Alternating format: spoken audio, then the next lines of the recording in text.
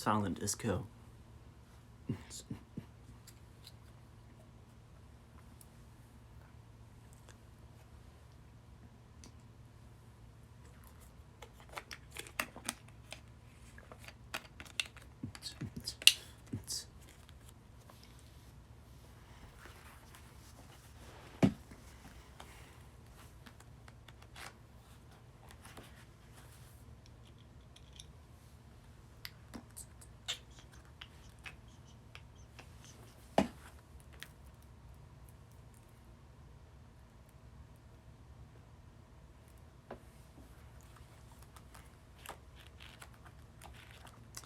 Ooh, our first book for tonight is Where the Wild Things Are.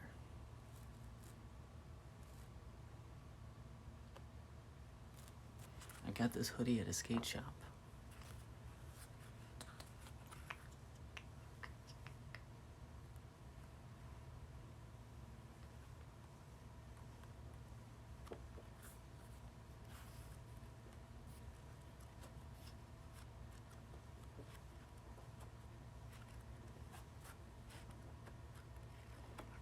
Everyone in here is buying GameStop stock, right?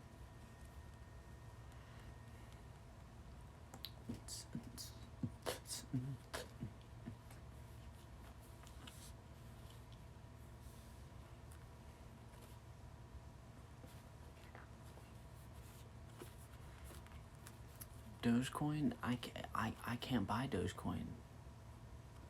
Robinhood won't let me buy. Robinhood won't let me buy Dogecoin.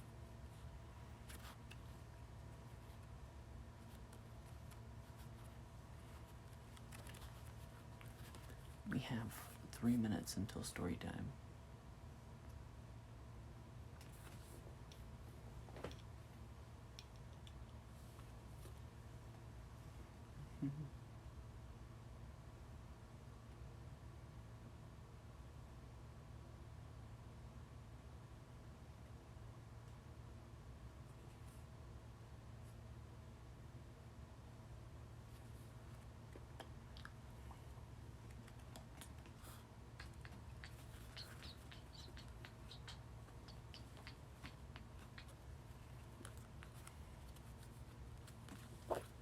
Thank you. I feel like I need to take the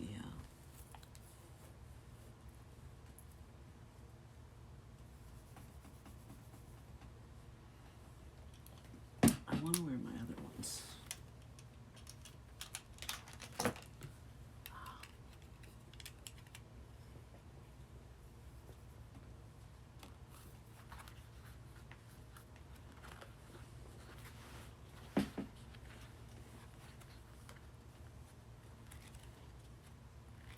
How is everyone?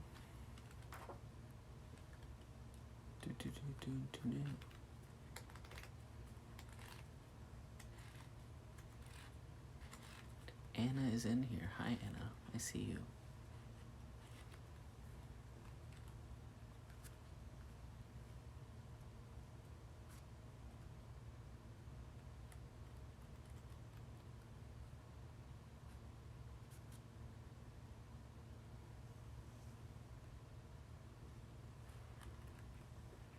We still have a minute until story time. A minute and 10 seconds.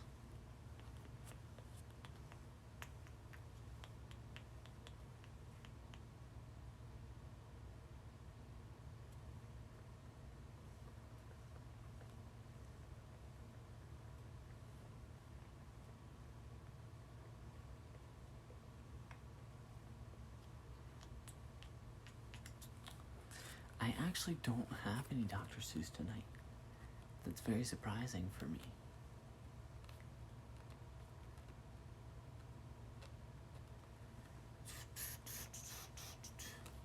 Seconds. Someone said wink if you see this comment. Just for you. Just for you.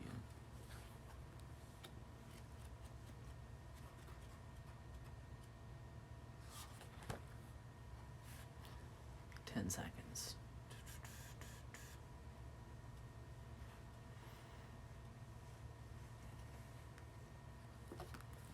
Okay, we have Where the Wild Things Are.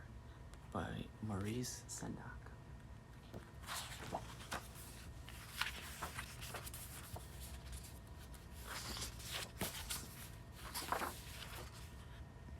The night Max wore his wolf suit and made mischief of one kind.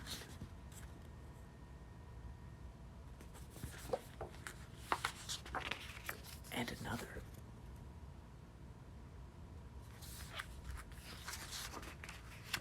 His mother called him Wild Thing, and Max said, "I'll eat you up." And so he sent to bed without eating anything.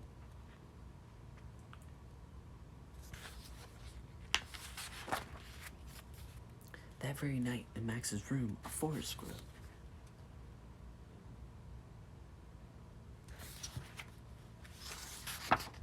And grew.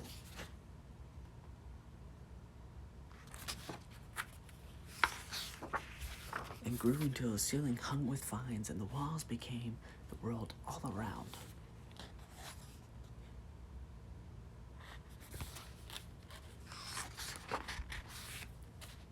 And an ocean tumbled with a private boat for Max, and as they sailed off through night and day.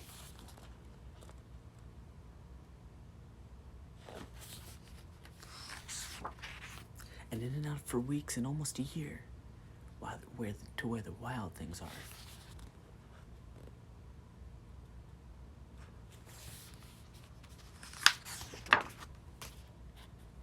And when he came to the place where the wild things are, they roared their terrible roars, and gnashed their terrible teeth, and rolled their terrible eyes, and showed their terrible claws.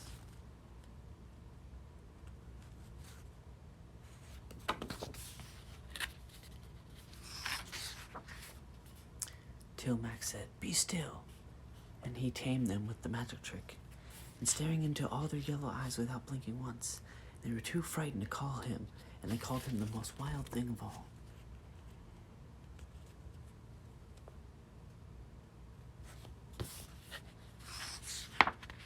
And made him the king of all wild things. And now, cried Max, let the wild rumpus start.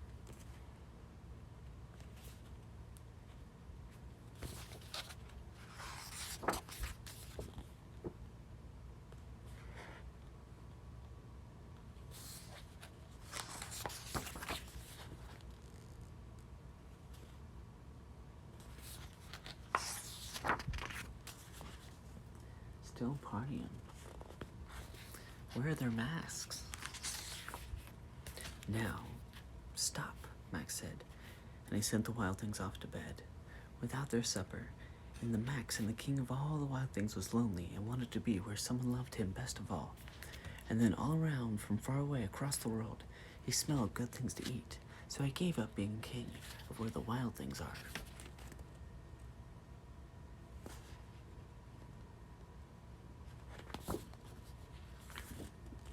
Showing the pics too fast.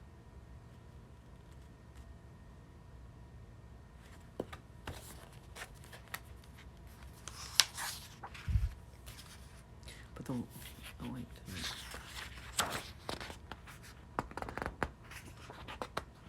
No, okay. But the wild thing cried, "Oh, please don't go. We'll eat you up. We love you so." And Max said no. The wild things roared their terrible roars and gnawed their terrible teeth, and rolled their terrible eyes and showed their terrible claws, but Max stepped into his private boat and waved goodbye.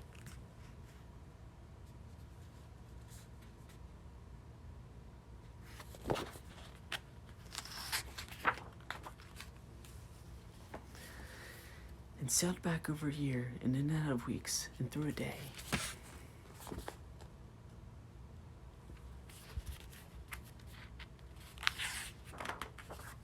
And into the night of his very own room, where he found his supper waiting for him.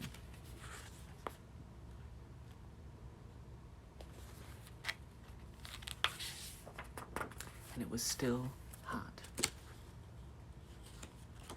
Okay.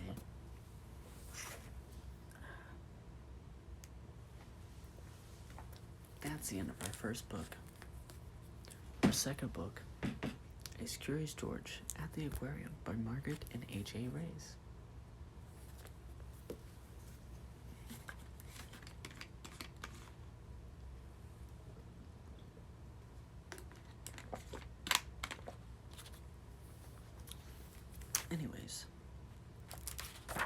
gotta get some of that coconut water. Get into it. This is George. He was a very good little monkey and always very curious.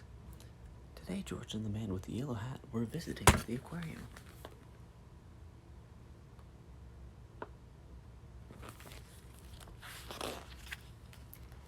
George, said the man, please wait here while I buy the tickets. George tried to wait, but he was so excited. What was inside? He wanted to look over the walls, but they were too high.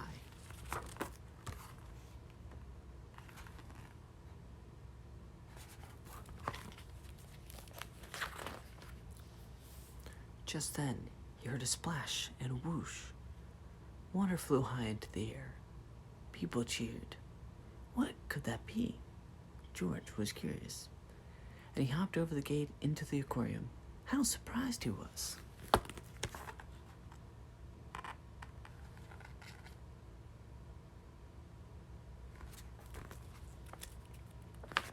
Thank you to everyone who shares the live. Swimming right in front of George were two beluga whales. A mother and a baby beluga whale swam right past him. And not far away was a family of sea lions, diving and splashing. What fun. George noticed people walking through a big door. Could there be more to see? He followed the crowd.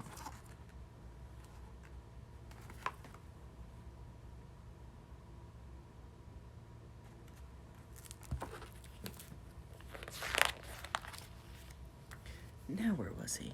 It was darker inside, and there were fish everywhere. George did not know where to look first. In one tank there were sharp-toothed piranhas, in another tank there were seahorses, and in another was a large red octopus.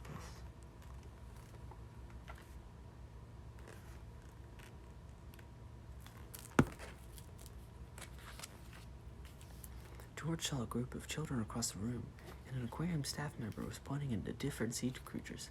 This is a starfish, and this is a clam, and this is an urchin.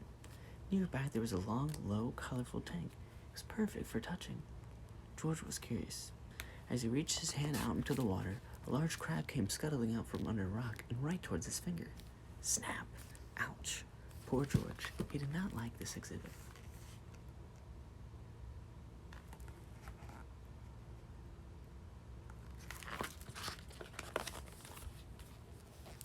George slipped out a door into the sunlight. But oh, what was going on here? George saw a fat, funny-looking black-and-white fish flying under the water. As he watched, they flew up out of the water. What kind of fish does that? Where do they go? George wondered. George climbed up and into their exhibit.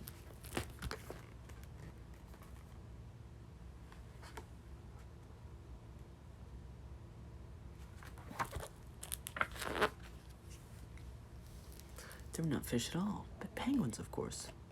George hopped like a penguin, flapped his wings like a penguin, and waddled like a penguin. A crowd gathered and laughed, but he slid on his belly like a penguin.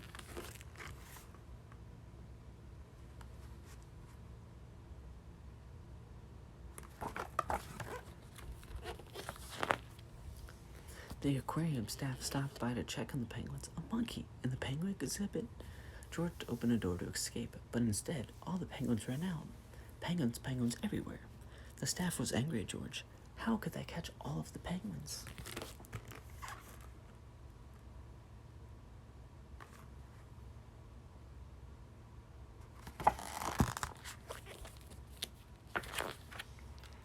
In all the excitement, nobody noticed the penguin chick falling into the water.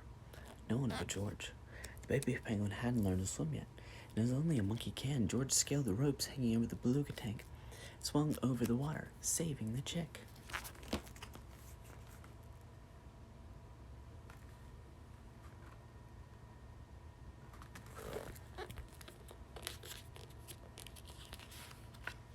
The director of the aquarium and the man in the yellow hat heard the commotion and came running.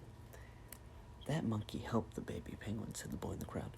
No one else could have saved him, said the girl.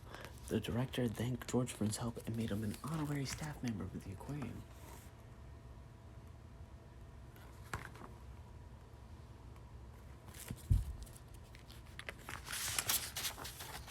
George said goodbye to his new penguin friends.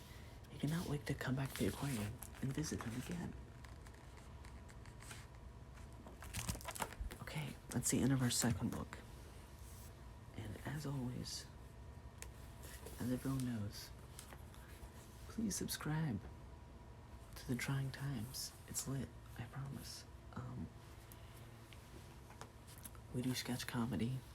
I promise we're funny. My book is going in here.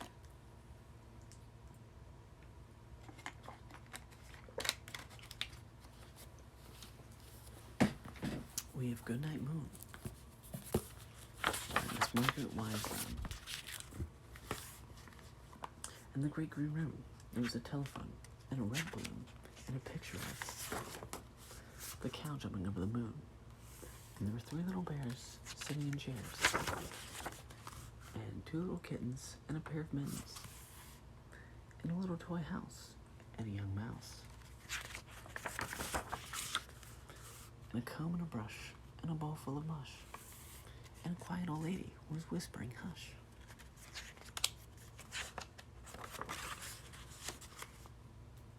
Good night, room.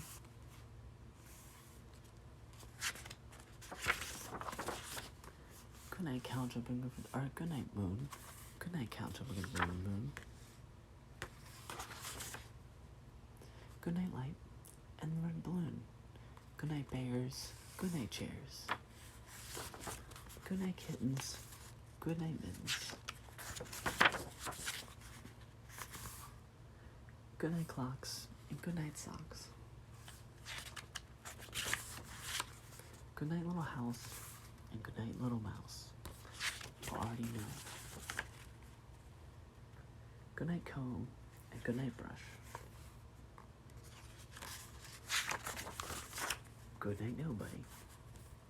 Good night, mush. Good night to the old lady who was whispering hush.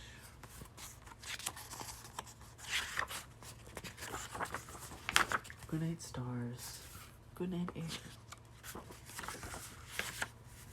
Good night, noises. Everywhere. Okay. That is the end of our last book. Thank you guys for stopping in. Of course, as always, subscribe to my YouTube, The Trying Times. We are